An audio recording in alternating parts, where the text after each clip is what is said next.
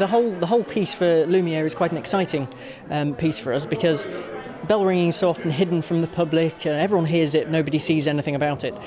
This piece really brings the visual side of things to the fore. So we will be ringing the type of thing people might normally hear, so ringing the bells in the English style of change ringing, so ringing them in a full circle, so that the bells are controlled, we can choose when we ring them, and we're following sort of normal patterns for that.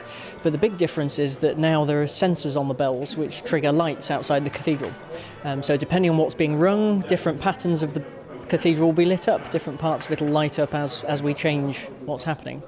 The work is called Methods, and it's based on it's a work that takes as a point of departure the cathedral, and more precisely the bells, how the bells, what's the role of the bells in the context of the cathedral, on the communication of the public with the public space, and most precisely the patterns, the sound patterns that are generated by change ringing.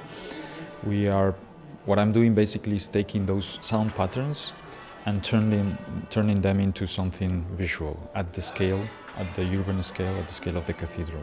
It's going to be great to be part of the festival.